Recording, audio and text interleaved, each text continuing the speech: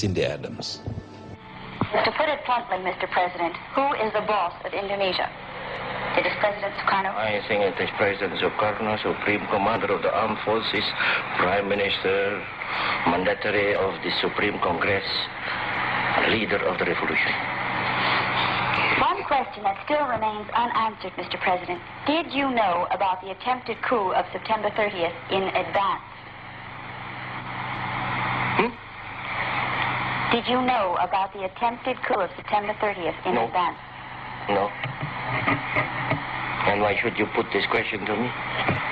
Simply because you're the only one who can answer it. I didn't know it. Not before. Do you know peace and tranquility? Will you ever allow complete freedom of the press? Never. Because it is revolution. Any revolution does not admit freedom of the press. Why not? Huh? Why not? Because in a revolution there are always people are going, a wrong direction.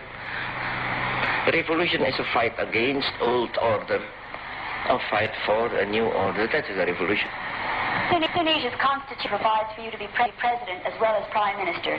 Do you anticipate any changes in this position? They have made me lifelong president, that's true. Yes. But of course I still retain the right to say one day, people, folks, no, I am tired, let me go. You have done well, you have made me lifelong president, okay. Then if my what you call it, my physical condition allows it, okay, I shall be president till the end of my life. But suppose one day I get tired and I retain the right to say, please let me go. And said that the recent student demonstrations meant a failure of President Sukarno's policies. Would you comment on that for us, please? It is not a failure, no. No. No. Well, what brought it to fruition? Why did they demonstrate? Why did they demonstrate? Why did the students in even in America demonstrate? Because they were dissatisfied with what was happening. No. That is suitable. Critics of President Soekarno say that he gives us monuments instead of rights. Why do you consider it so important for your people to have monuments? Counter question. Why did the American government give the American nation the Washington Monument? You tell me. Why? Look it. For the mental figure of a nation, necessary to have something. Agree with your husband's theory about Crush Malaysia being a good policy for the country? Can I say frankly? No.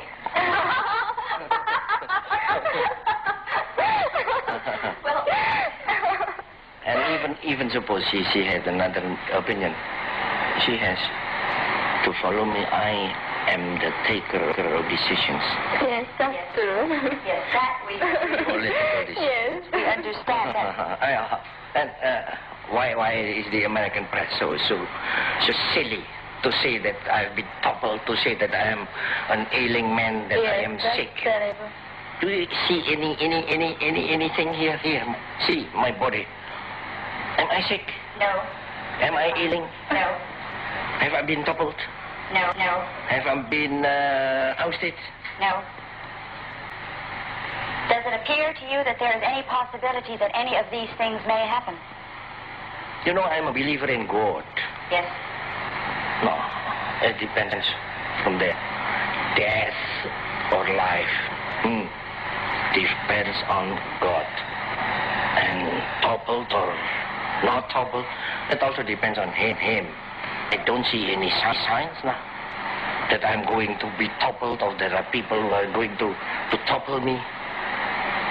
When the day comes when Soekarno perhaps is no longer with us, what do you think will happen to the Republic?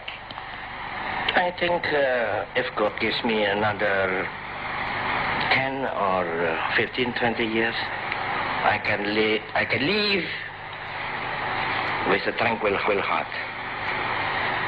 Then this nation has been established strongly. I can leave them.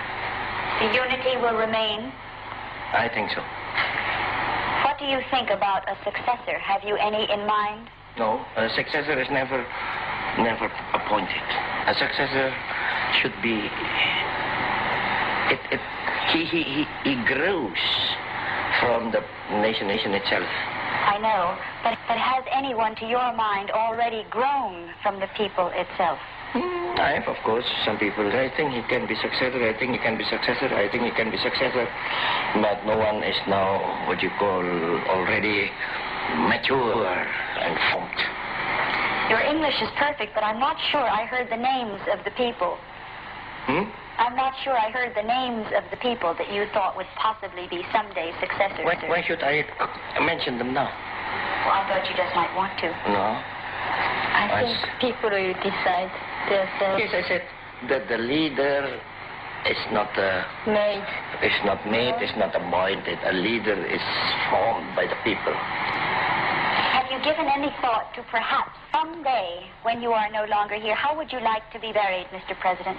Under a big tree. Big stone. And maybe under a big stone.